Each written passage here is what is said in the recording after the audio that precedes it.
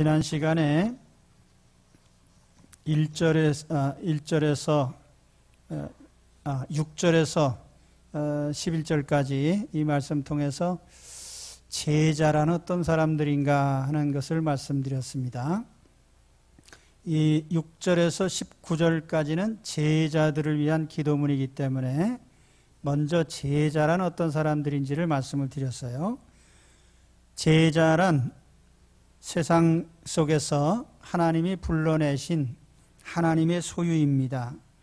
또 제자란 예수 그리스도를 통해서 구원의 계시를 받은 사람들입니다. 또 제자란 예수님을 알고 믿고 영접한 사람들이고 세상으로 보냄을 받은 사람들입니다. 이 제자의 여러 조건 중에 마지막 세상으로 보냄을 받았다. 바로 이 점이 오늘 말씀의 배경이 됩니다.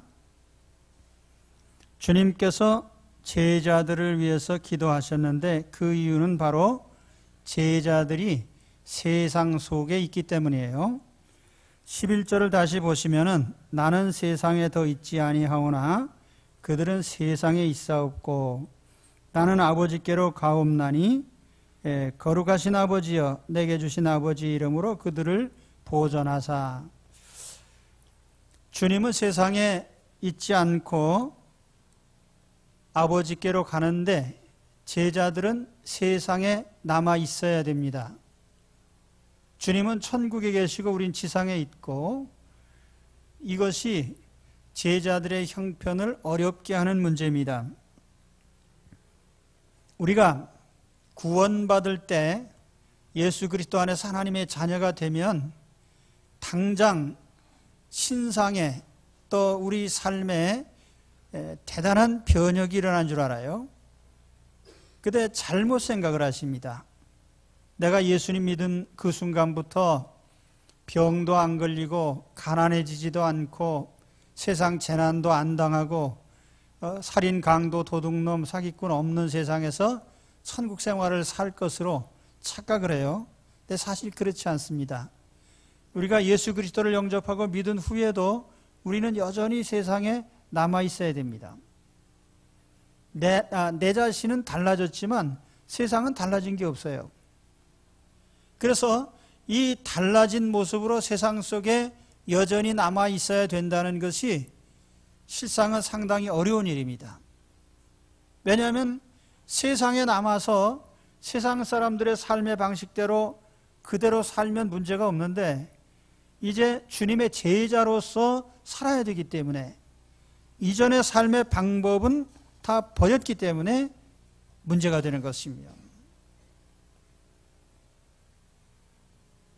그래서 오늘 주님께서는 세상에 남아있는 이 제자들을 위해서 기도하신 거예요. 천국에 있는 제자들을 위해서 기도하신 게 아니고 세상 속에 남아있는 제자들을 위해서 기도하신 겁니다. 오늘 우리가 이 세상 중에 여전히 살아야 되기 때문에 주님은 우리에게 특별한 기도를 해주십니다. 오늘 본문에 보면은 주님의 기도가 4가지로 요약이 됩니다.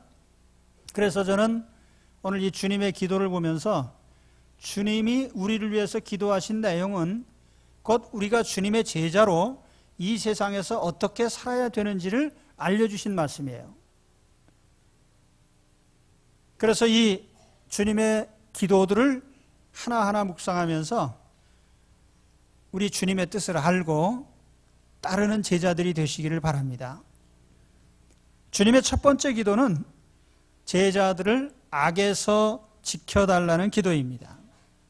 11절로 가서 보면은 거룩하신 아버지여 내게 주신 아버지의 이름으로 저희를 보전하사. 이 보전하사라는 말은 지켜달라는 뜻입니다. 제자들이 세상에 있는 동안에 각종의 위험에 직면해 있어요. 거기에는 정치적인 위험도 있고 경제적인 위험도 있고 사회적인 위험도 있고 혹은 굶주림의 문제도 있고 전쟁도 있고 여러 가지 박해도 있고 악한 범죄자들의 위협도 있고 그러나 이런 모든 위험보다도 더 먼저 가장 큰 위험은 뭐냐면 죄에 직면한 것입니다. 죄의 파멸에 직면한 것이 제자들에게 가장 큰 어려움이에요. 예수님이 우리를 위해서 기도하신 첫 번째 기도 제목이 그래서 바로 죄에서 지켜달라는 겁니다. 15절에 부연 설명을 하죠. 내가 비옵는 것은 저희를 세상에서 데려가시기를 위함이 아니요 오직 악에 빠지지 않게 보전하시기 위함이니이다.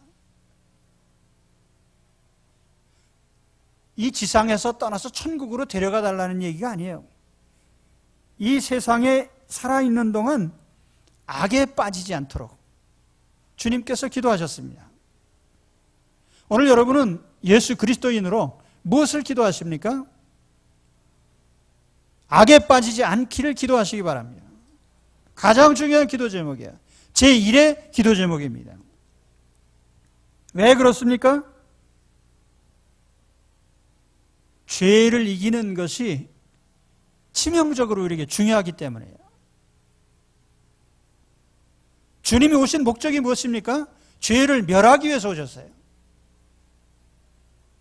왜 그렇습니까? 인류를 파멸시킨 것이 죄이기 때문에 그렇습니다. 인류의 시조가 죄에 빠졌어요. 아담이 에덴에서 쫓겨나고 죽어 흙으로 돌아가고 하나님과 단절된 비참한 지경에 빠진 것이 죄 때문이에요. 하와가 애정의 갈등 속에 살고 산고의 고통을 겪으면서 지배당하는, 왜 그런 처지에 빠졌죠? 죄 때문에 그렇게 된 거예요. 죄는 하나님의 원수요 모든 불행의 근원입니다. 그러므로 주님은 제자들의 양식을 구하고 의복을 구하기 전에 먼저 죄에서 지킴받기를 기도하셨습니다. 사도 요한은 사랑하는 가이오를 위해서 기도하면서 사랑하는 자여 내 영혼이 잘됨 같이 내가 범사에 잘되고 강건하기를 내가 간구하노라 그랬어요. 범사에 잘되고 건강한 것도 중요하지만 먼저 영혼이 잘되는 것이 중요한데, 그 영혼이 잘되는 것은 곧 죄로부터 청결해지고 죄를 멀리하는 데서부터 오는 것입니다. 죄의 문제를 해결해야 우리의 영혼이 잘되게 되어 있습니다.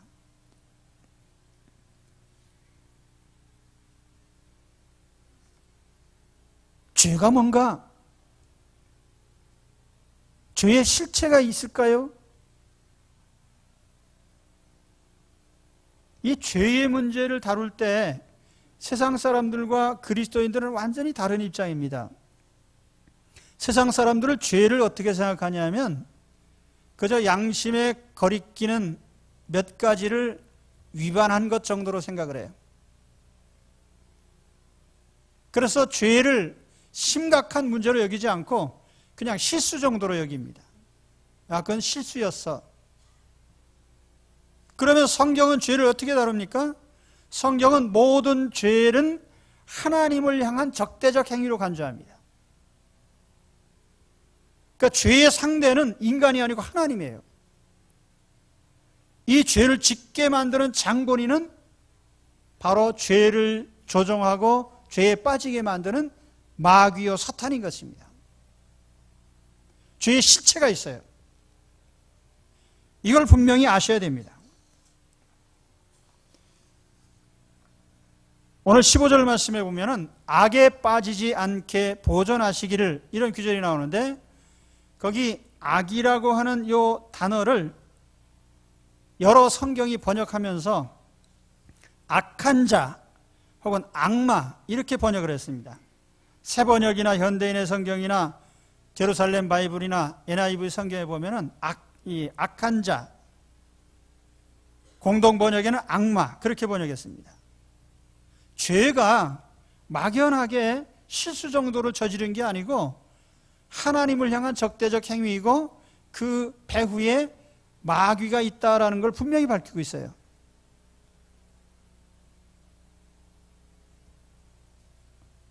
마귀의 목적은 뭡니까? 하나님과 원수가 돼서 망하게 하는 거거든요.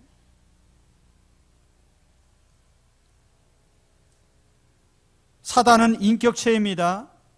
악의 영들을 부리고 하나님을 대적합니다. 사람들로 하여금 죄를 짓게 만듭니다. 그래서 사도 바울은 에베소 교회에 보낸 편지 중에 에베소 6장 10절 이하에서 이렇게 말합니다. 종말로 너희가 주 안에서와 그의 힘의 능력으로 강건하여지고 마귀의 괴계를 능히 대적하기 위하여 하나님의 전신갑주를 입으라.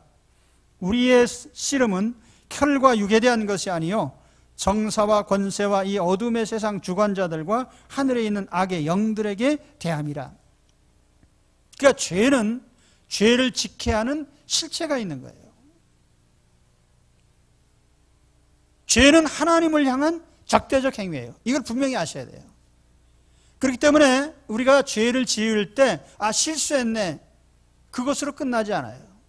하나님을 향한 적대적 행위이기 때문에 반드시 하나님의 징벌이 따르게 되어 있습니다.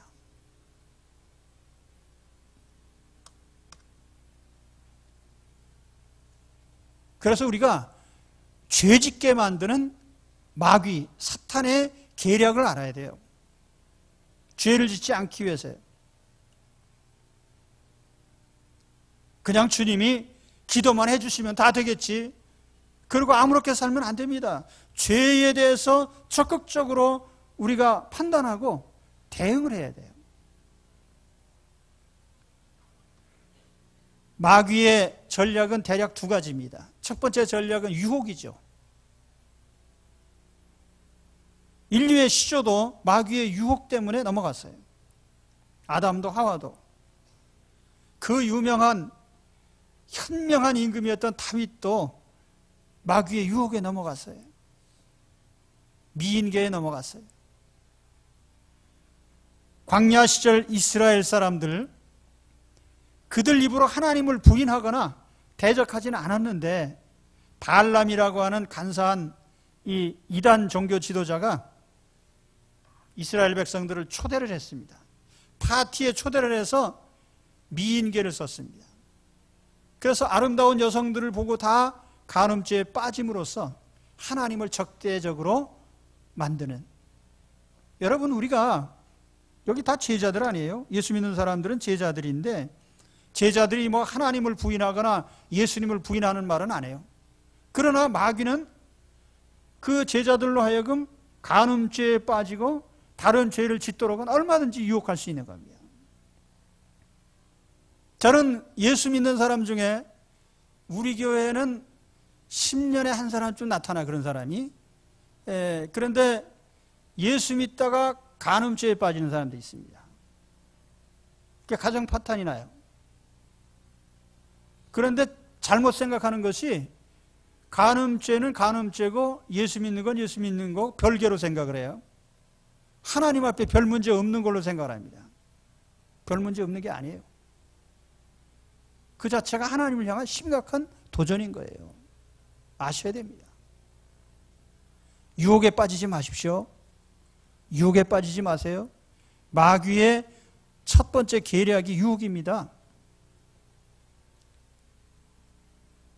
참 이상하죠? 왜 죄 짓는 데는 유혹이 그렇게 많을까요?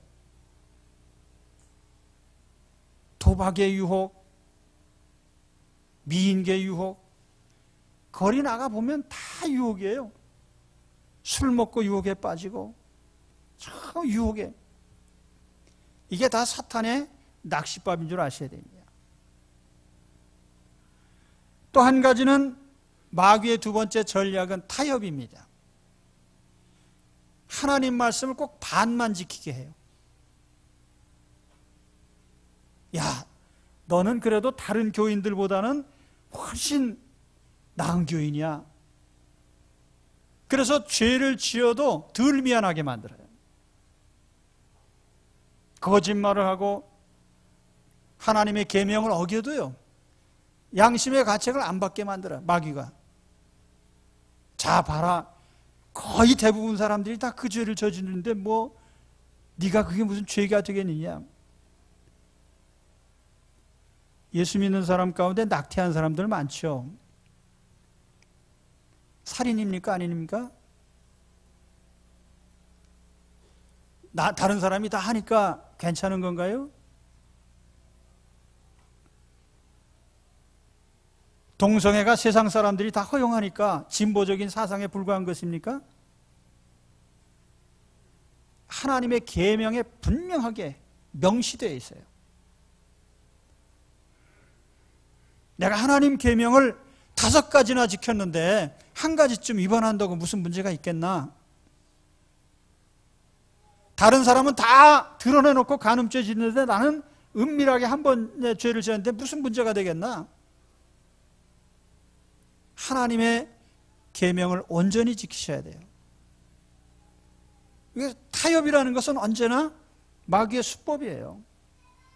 그러니까 이스라엘 역사에 보면은 왜 여호와를 믿는 사람들이 바알도 섬기고, 왜 여호와를 믿는 사람들이 우상과 미신에 빠지고, 왜 예수 믿는 사람들이 오늘날에도 수많은 죄에 빠집니까? 타협하거든요.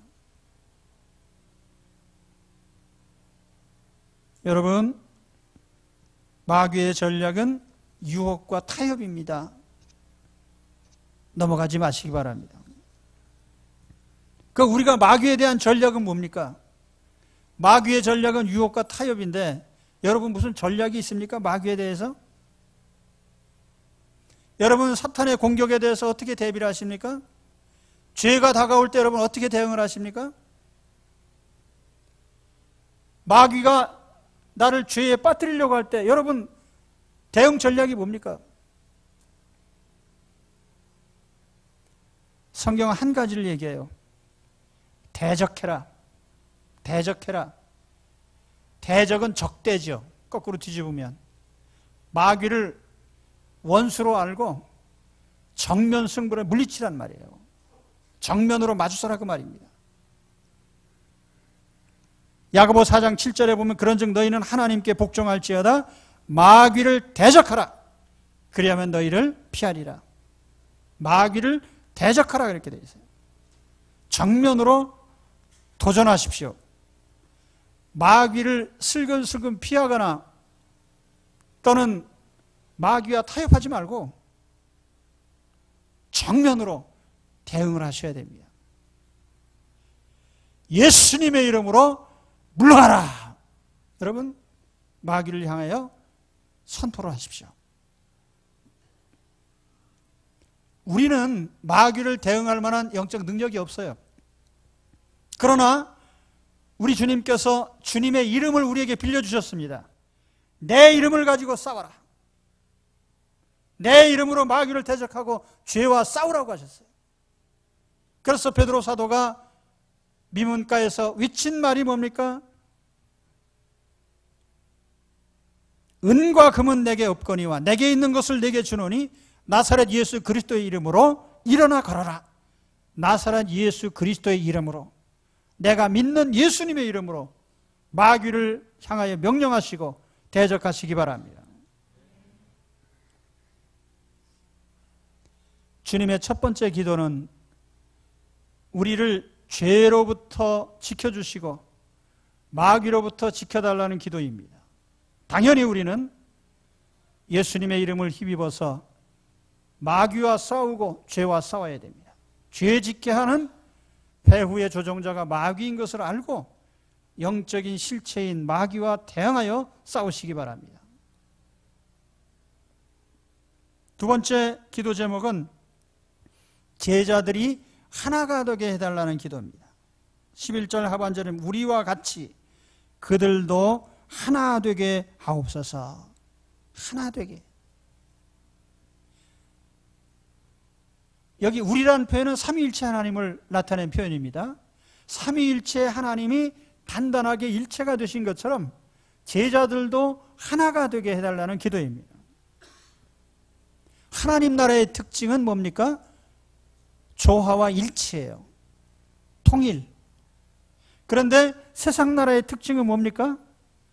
분열과 대립이에요. 분열과 대립.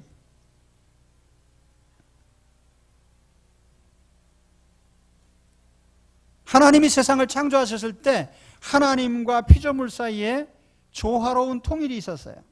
하나님, 피조물, 인간, 물질 모든 것이 다 사람과 사람 조화와 일치해요. 그런데 하나님께 적대적인 죄를 짓는 순간에 하나님과의 관계가 끊어지고 사람과 사람 사이가 끊어졌어요. 그러니까 가인과 아벨이 서로 살인을 하고 형제살인, 간음죄를 짓고 분열과 대립.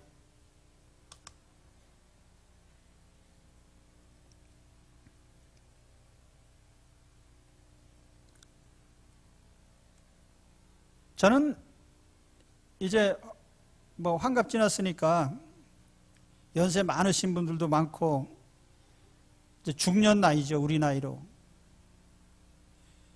근데 사실 세상에 뭐 그다지 오래 살고 싶은 의욕이 없어요. 사람이 모인 곳에 보면 다 싸워. 그냥 뭐 동네 조합도 싸우고 그냥 뭐 재건축 조합도 싸우고 밤낮 싸우고. 우리 그 5단지도 보면은 뭐 밤낮이 그 법정에 항상 소송이 가 있어요. 언제나. 왜 그렇게 싸우는지 몰라요. 우리는 싸우기 위해서 세상에 태어났다. 그러니까 서로 욕하고 대들고 그냥 서로 비하하고 정당도 싸우고. 근데 그런 건 또 상관할 것도 없어요. 교회도 밤낮 싸워요. 대한예수교 장로회가 60개.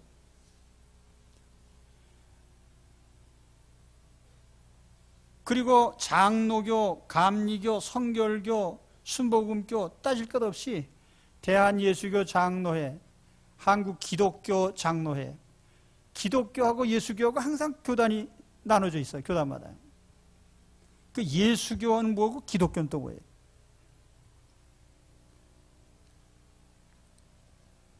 근데 그거는 또 우리가 그렇다 치고 개 교회들은 또 왜 그렇게 아웅다웅을 하는 말이에요?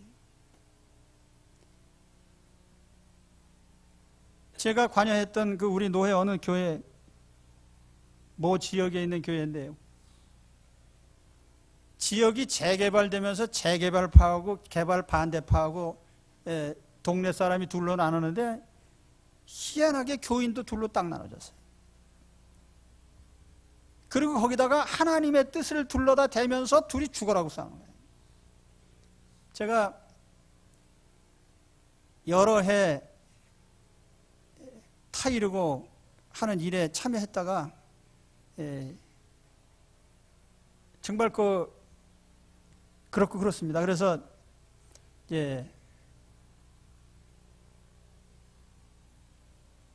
이런 얘기가 참 부끄러운 얘기죠.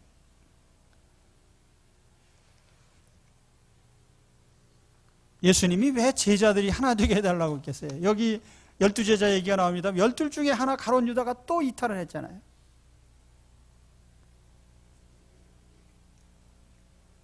강조하는 것은 제자들의 일치입니다. 세상 뭐 어차피 세상이야 분열되고 다 갈등으로 가다가 종말을 맞는 것이 성경의 스케줄인데 하나님의 자녀들까지 제자들까지 나눠져서는 안 되는 거거든요. 여러분, 우리 가운데 공동체에서 가장 중요한 것이 무엇입니까?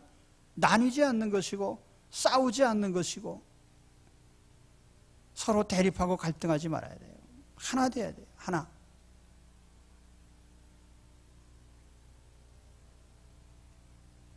오늘 주님께서 하나 되는 화합의 영을 오늘 우리 가운데 부어주시기를 축원합니다.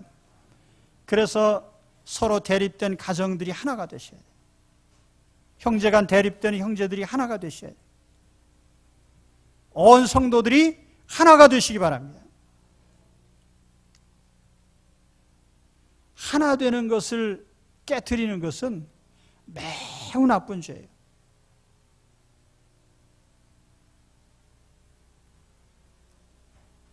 제가 이 교회 1984년에 시작하고 지금까지 가장 중요하게 생각하는 것 중에 하나가 화합과 일치입니다. 우리가 의견차가 있을 수 있어도 그건 다양성으로 받아들이고 용납하고 서로를 존중해야 돼요. 그래서 우리가 하나가 돼야 됩니다. 바울이 고린도전서 1장 10절에 이렇게 권면했습니다. 형제들아, 내가 우리 주 예수 그리스도의 이름으로 너희를 권하노니. 그 다음부터 같이 한번 읽어봅시다. 모두가 같은 말을 하고, 같은 말을 해야 돼. 서로 다른 말 하면 안 되고요. 너희 가운데 분쟁이 없이 같은 마음과, 마음이 같아야 돼. 같은 마음. 같은 뜻으로, 뜻이 또 같아야 돼. 목표도 같고. 그래서 온전히 합하라 그랬어요.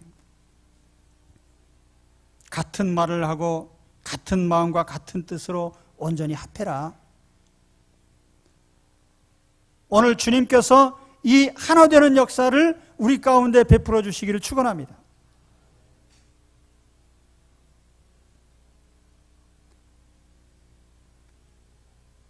그까짓 거 뭐 2조 원이 됐든 3조 원이 됐든 그게 형제 우애보다 더 중요한 가치에 있지는 않잖아요.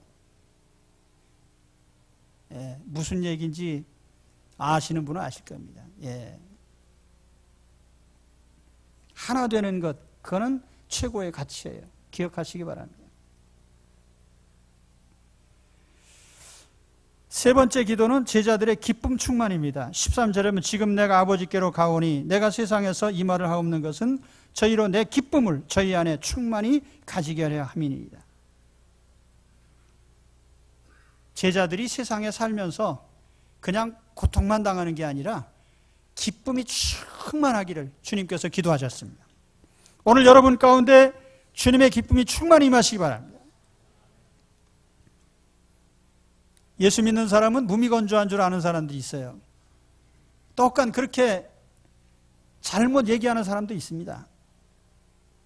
아, 예수 믿으면 교회 다니면서 담배도 못 피고 술도 못 먹고 바람도 못 피고 그건 무슨 재미로 사냐?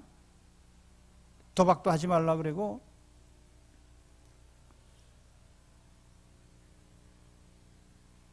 예수 믿는 것은 즐거운 일입니다. 기쁨이 충만한 일입니다. 세상에서도 이 기쁨에 대한 것은 다른 사람들이 사실은 경험하지 않고는 얘기할 수가 없어요. 제가 아는 어떤 목사님 그런 얘기를 하시는 걸 들었어요. 어떤 목사님이 낚시를 너무 좋아하시는데 낚시가 너무 좋아가지고 낚시에 몰두하다가 장례식을 까먹었어요. 그래서 결과는 이하동문이요. 그 낚시가 그렇게 좋아요? 그 낚시꾼한테 한번 물어보시라고요. 온 세상을 다 잊어먹고도 거기에 빠지는 것입니다. 왜요? 그렇게 좋다는 거예요. 근데 우리가 예수 그리스도 안에 있는 이 신앙의 본질도 마찬가지예요. 예수 그리스도를 믿는 믿음의 평안과 기쁨과 위로와 소망과 이 온갖 마음에 있는 충만한 은사들과 기쁨이 내가 예수 그리스도를 믿기 전에 그거가 비교할 수가 없다는 거예요. 믿습니까? 제 얼굴을 보시면 돼요. 제가 고등학교 졸업하고 보통 제 나이를 29살로 봤습니다. 그때는 얼마나 좋은지 모르겠어요. 왜냐하면 내가 뭐 담배를 피워도 누가 뭐라고 안 하고, 저 고등학생이가 담배 피냐 그런 얘기하는. 근데 예수 믿기 전에 저는 담배를 많이 폈거든요. 그리고 술집에 가도 누가 뭐라고 안 그래요. 왜냐하면 내가 성인이니까. 근데 지금은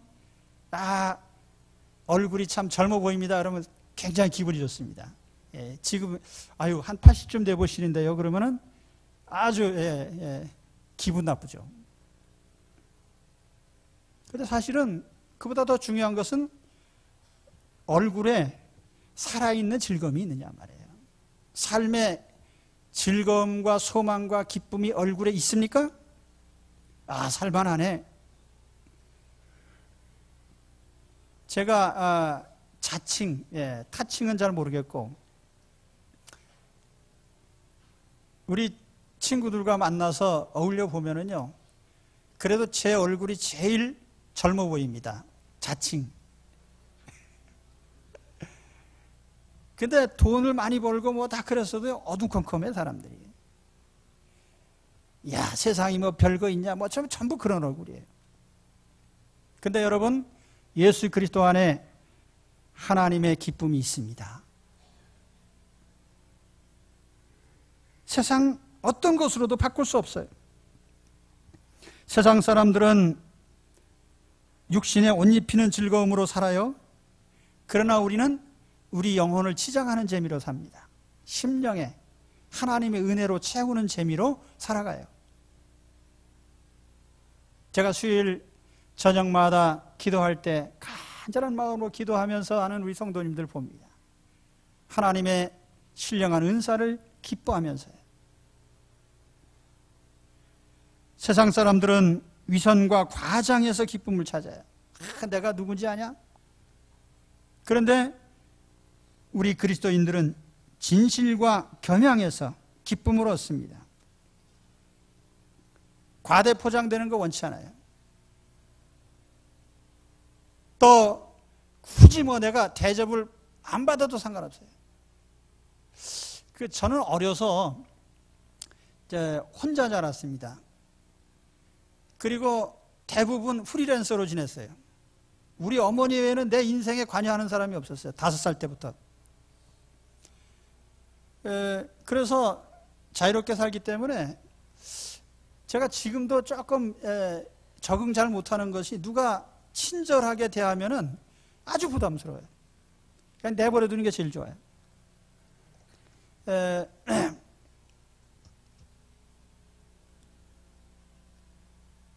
그래서 굳이 누가 대접해주고 막 높여주고 치켜 세워주고 그래야만 만족을 얻는 사람은 아니에요. 내버려두면 항상 행복해합니다. 가만 놔둬요 그냥.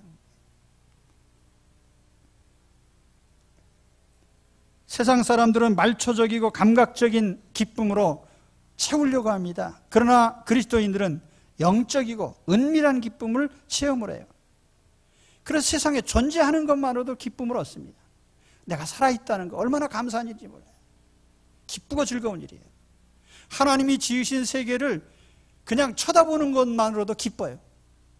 제가 20대 초반에 죽다가 살아났는데 그때 히스기야 기도를 했습니다. 히스기야는 기도해가지고 15년 더 살려주셨는데 저도 15년만 더 살려주세요. 그래서 제가 25살 때 15년 더 살면 40년이에요. 40세. 40세가 지난 지는 몇십 년 지났어요.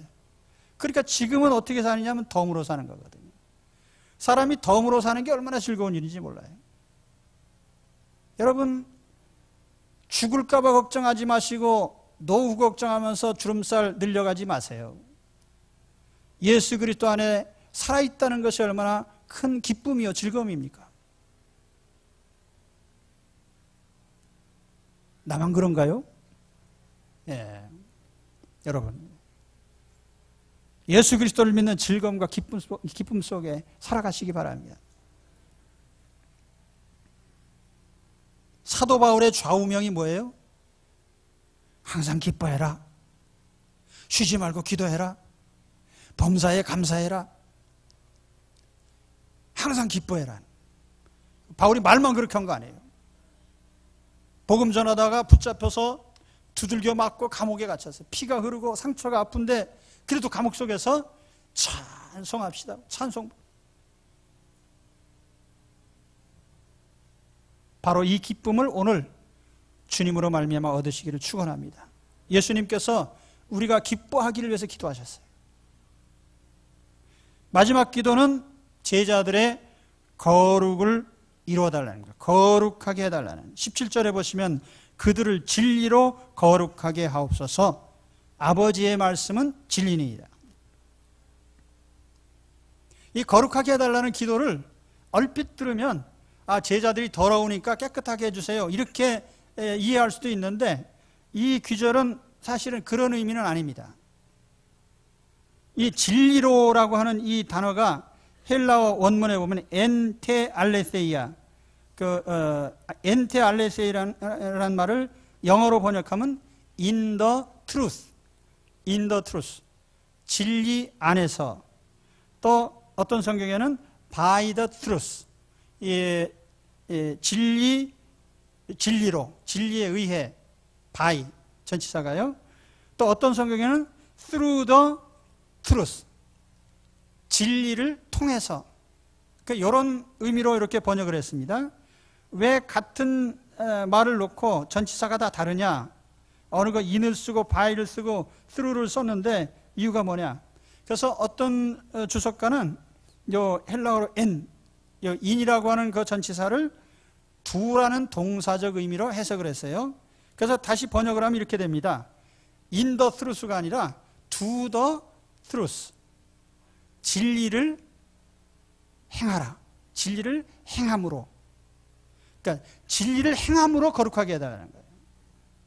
다른 말로 하면은 진리의 실행자, 진리의 실천자, 진리를 세상에서 진리를 가지고 도전하는 자, 그런 제자들이 되게 해달라는 거예요. 무슨 뜻인지 아시겠습니까? 진리를 가지고 세상에서 거룩을 위해서 투쟁하는 자가 되라 그 말이에요. 진리가 뭐예요? 하나님 말씀. 하나님 말씀을 가지고 세상에서 투쟁하는 자가 되라는 말이에요. 그게 제자들을 위한 주님의 기도예요.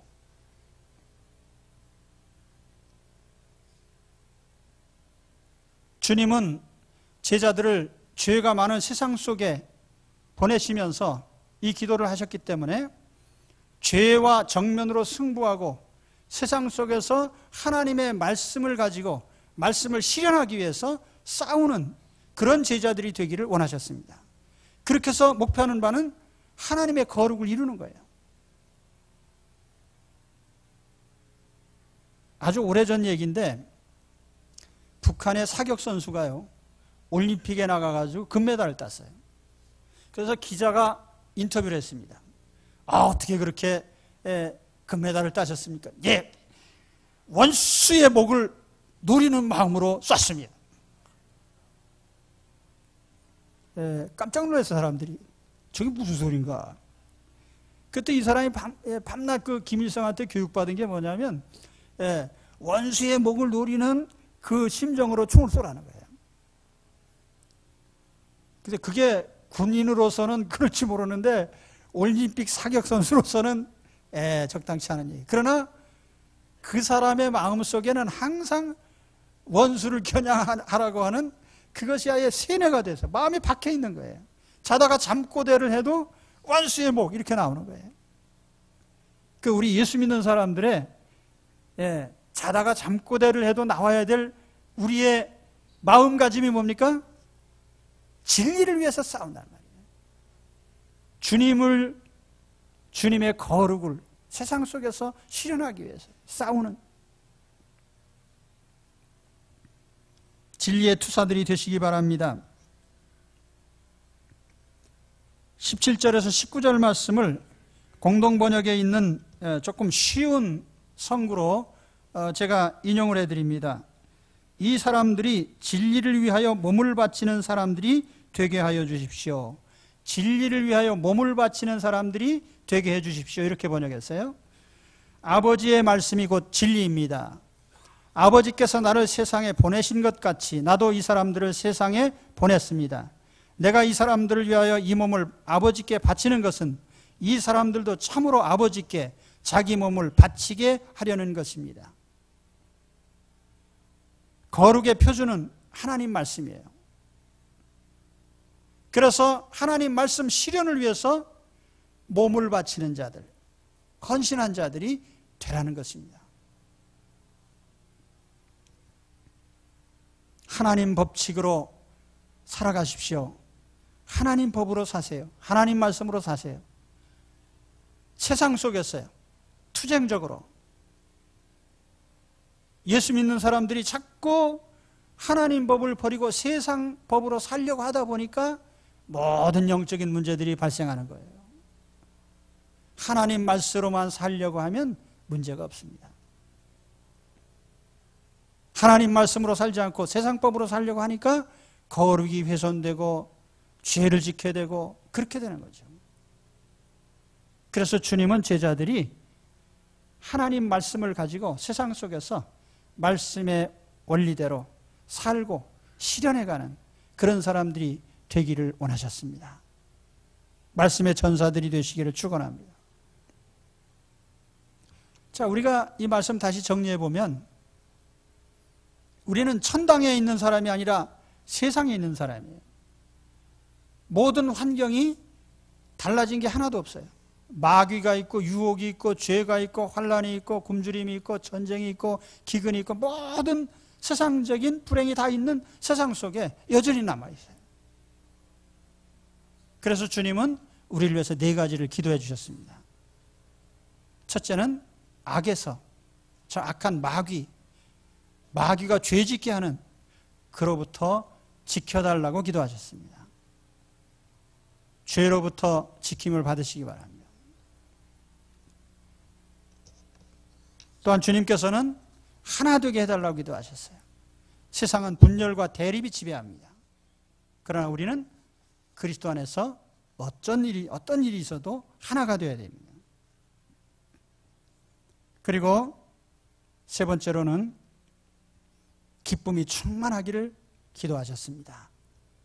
예수 그리스도 안에 있으면 우리의 내면의 기쁨은 이루 말할 수가 없어요.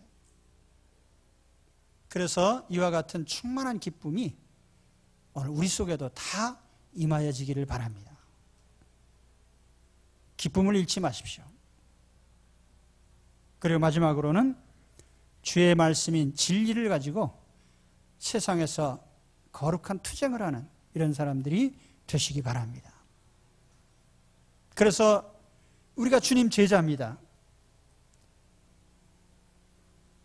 그래도 명색이 제자인데 제자처럼 사는 노력과 열심을 내세요. 그래서 제자들이 명실상부하게 되시기를 바랍니다. 그것이 우리 삶의 모든 승리에 필요하고 충분한 조건이에요. 그리스도 안의 제자들이 되시기를 주의 이름으로 축원합니다. 기도하겠습니다.